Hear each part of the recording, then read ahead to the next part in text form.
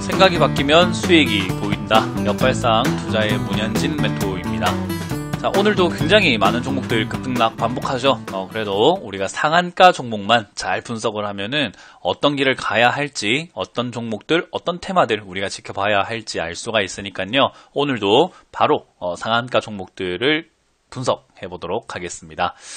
자, 일단 저를 온라인에서 만날 수 있는 시간 준비가 되어 있는데요. 이번 주 일요일입니다. 일요일 오후 2시에 여러분들을 온라인을 통해서 sctv.co.kr 또는 유튜브를 통해서 저희가 생방송하고 있으니까요.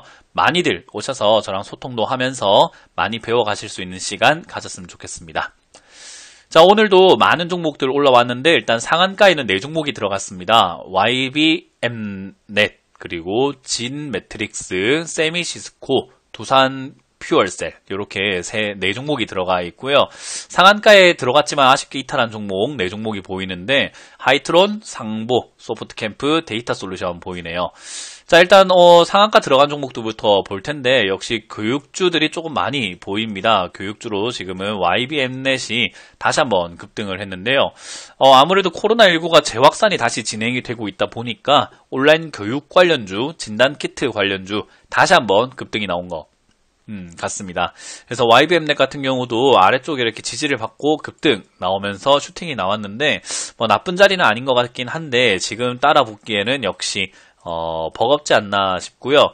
온라인 교육 관련주들 미리 사가지고 이득을 봤다면 모르겠지만 지금 현재 상황에서 따라 붙기에는 이제는 재료빨도 많이 떨어졌고 그리고 온라인 계약 그리고 온라인 교육 관련주가 꾸준히 계속 이렇게 지속이 될 테마는 아닌 것 같습니다.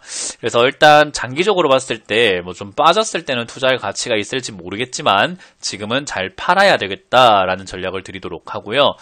그리고 진 매트릭스 같은 경우도 진단키트 관련주로 이렇게 급등을 해 주었는데 역시 전고를 뚫고 올라가는 모습에서 거래량이 어마어마하게 발생은 되지 않아서 요게 지금 추가 상승이 좀 나오려나 라는 생각도 좀 들어요. 자, 어쨌든 그런 모습에서 진 매트릭스가 과거 대비해 가지고는 정말 많이 올라온 자리라는 것을 감안해 볼 때요. 이거를 장기로 가져가겠다고 지금 들어가는 것은 정말 큰 착오가 있지 않나 싶습니다. 그래서 생각을 조금 다시 한번 해보시는 게 좋다 생각이 들고 지금 이거를 들고 계시는 분들이라고 한다면은 이제는 과유불급의 단계다. 수익을 내려고 했다면 적당히 수익을 내고 나와야 되는 것이 여기서 더 욕심부리면서 어디까지 갈까, 언제까지 들고 갈까 이것만 고민을 하신다면은 오히려 자칫 잘못했을 때 크게 물리거나 손실나거나 수익 났던 것도 오히려 다 내뱉어야 되는 상황이 올 수도 있으니까요. 그 점 조심히 매매하시면 좋을 것 같네요. 그래서 매도 의견 드리고요. 세미시스코라는 종목 급등을 했습니다. 그래핀 관련주라고 보시면 되겠어요. 그래핀은 이제 특수 소재라고 보시면 되는데 디스플레이에 들어가는 소재이기도 한데 이 특수 소재를 가지고 이제 안경을 만들었다. 뭐 그런 이야기, 국산화를 했다. 뭐 그래핀 이런 디스플레이 소재 이런 것들이 이야기 나오고 있는데 이게 사실 뭐 어마어마한 일인가라고 했을 때는 자랑스러운 일이긴 합니다. 근데 이거를 국산화에 성공한 건 좋지만 상용화를 시켰는가, 앞으로도 계속 그렇게 나올 것인가, 그리고 이게 얼마나 많은 그 사람들의 좀 관심을 받고 얼마나 많이 팔릴 것인가에 대한 문제는 아직까지 좀 과제로 남아 있거든요. 그래서 그런 부분들을 생각을 해본다면 여기서부터 더 치고 갈 것인가, 솔직히 그건 좀 힘들 수도 있겠다 생각이 듭니다. 그래서 단발성일 가능성이 높고 대신에 관심 종목에 넣어놓고 그리고 그래핀 관련주들 우리가 다시 한번 지켜볼 만한 가능성은 열렸다 생각이 드니까요. 이 신호를 가지고 그래핀 관련주를 우리가 조금 분석을 해서 투자 자리를 잘 잡는다면 다음번에 다시 나왔을 때 다시 재료로 나왔을 때 이득을 볼 수 있지 않을까 생각을 해봅니다. 그래서 지금은 당장 그래핀 최강이야, 너무 좋아 이렇게 생각하시면서 사시는 것보다는 이렇게 날아가는 상황에서 어느 정도 상승을 하고 나면 빠졌을 때 투자 자리를 잡아보자. 그게 아니라면 관련주로서 다른 종목으로 우리가 조금 눈을 돌려서 2등주가 또 생기지 않을까, 또 3등주가 생기지 않을까 하면서 다른 종목 쪽에 관심을 가지는 것이 좋겠다라는 조언 드립니다. 자, 그리고 오늘 두산 퓨얼셀이라는 종목도 이렇게 급등을 하는 모습을 보여주었습니다.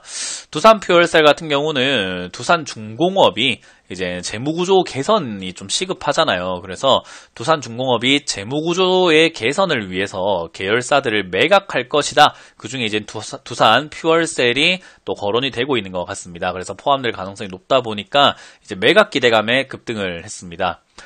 매각 기대감은 일시적이고 일회성일 가능성이 높아요. 대다수의 매각 관련주들이 대부분 그랬고, 누가 먼저 파나, 그리고 누가 고점에 사냐 문제인 거거든요. 그래서 언제가 고점이 될지, 언제가 빠지기 시작할지는 정확하게 알 수가 없는 부분이 바로 매각 이슈입니다. 그래서 여러분들이, 나는 괜찮을 거야 하고 하는 그런 안일함이 자꾸 이렇게 계속이 된다면은 고점에 사서 물리시거나 또는 내가 들고 있다가도 고점까지 갔는데 팔지 못하고 내려갈 때 팔지도 못하고 본전 이하까지 물리거나 여러 가지 안 좋은 영향들이 생길 수 있기 때문에 수익이 나고 있으신 분들은 수익을 이제 분할로 적당히 너무 큰 욕심 내지 마시고 적당히 좀 챙기는 게 좋겠고, 신규로 들어가시는 분들은 저는 일단은 만류해드리고 싶지만 들어간다라고 했을 때는 역시 손절 라인을 타이트하게 기준가를 확실하게 잡아놓고 매매하는 것이 좋다라는 전략들입니다. 자, 일단 상한가는 아니지만 상한가에 들어갔다가 빠진 종목 중에서 데이터 솔루션입니다. 왜 제가 데이터 솔루션 이야기를 하냐면요. 지금 디지털 뉴딜 이야기 나왔을 때 제일 많이 관심받고 있는 것이 빅데이터거든요. 그래서 그 빅데이터 관련주들 우리가 관심 있게 볼 필요가 있을 것 같은데, 빅데이터 관련주들 중에서 역시 데이터 솔루션, 오픈베이스, 그리고 소프트센과 같은 이런 기업들 움직여줬고요. 링네트와 같은 기업들도 움직였고요. 그리고 아직까지는 바닥권에서 움직이고 있지만 엔텔스라는 기업도 지금은 3.4% 정도 이렇게 올라오면서 빅데이터 영향을 받습니다. 그리고 DNA 링크, 효성 ITX와 같은 기업들, 그리고 XM과 같은 기업들, 솔본, 인프라웨어 등등. 인프라웨어는 조금 위험한 종목이긴 하지만 그래도 영향을 받고 있고요. KL넷도 역시나 인프라웨어만큼은 아니지만 어쨌든 영향을 조금씩 다 받고 있는 수준이죠. 그래서 그런 것들을 우리가 생각해 볼 때 역시 이 빅데이터 관련주들, 오늘 데이터 솔루션이 상한가 들어갔다 빠졌지만 상한가에 들어가지 않았다고 해서 이 종목을 우리가 우습게 봐서는 안 되겠다. 빅데이터 관련주들 관심을 좀 가져보자라는 전략을 드리고요. 빅데이터가 아니더라도 역시 데이터가 풀려 나온다. 데이터가 여기저기 많이 필요하다라고 했을 때 우리가 단순하게 생각해보면 그 데이터 역시 잘 지켜야 되잖아요. 그 잘 지킨다는 말은 결국 뭐죠? 보안이 잘 돼야 된다라는 겁니다. 그래서 보안 관련주들도 우리가 역시나 4차 산업혁명과 함께 관심을 가지고 봐야 되는 기업들이라는 것도 여러분들이 체크하시면 좋을 것 같네요. 자, 오늘 그리고 하한가에 들어간 종목은 없습니다. 그런데 이렇게 10% 이상 떨어진 종목이 4종목이나 있지만요.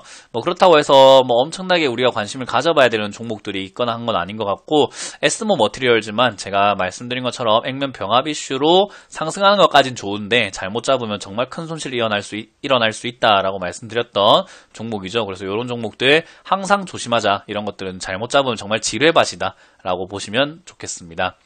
자, 일단 시장 같은 경우는 코스피 같은 경우에는 1950포인트는 아직까지 뚫지를 못하고 강하게 가시 흐름을 내지를 못하고 있는 상황이고요. 코스닥 같은 경우는 오히려 테마 장세가 만들어지면서 가벼운 중소형주들이 치고 올라가고 있습니다.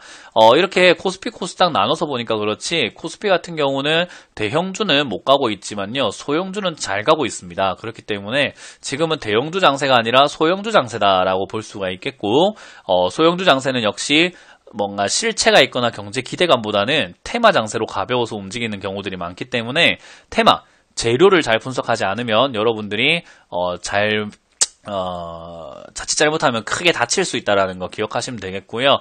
매매하실 때 현금화를 계속 많이 시켜나라는 이유는 경제가 올라가지 못하고 있기 때문에 대형주를 사기에 부담이다. 그 말은 테마 장세를 접해야 되는데 테마 장세는 장기 투자나 스윙 투자 이런 것들이 굉장히 위험할 수 있습니다. 그래서 단타성으로 우리가 소액으로 투자를 해야 된다는 거죠. 그래서 현금 비중은 항상 쟁여놨다라고 보시면 좋겠고요. 나를 나중에 지켜줄 든든한 지원군이다 생각하시면 좋겠고, 한 30% 정도의 비중으로만 주식을 하시는데 단기적인 트레이딩 관점으로 대응 전략을 잘 짜셔야 된다는 거. 그런 관련주들은 역시나 아까 말씀드렸던 상한가 종목에서 찾을 수 있고, 그리고 데이터 관련주 보안 관련주 이런 쪽에 관심을 가져보시는 게 어떨까라는 전략도 같이 드리도록 하겠습니다.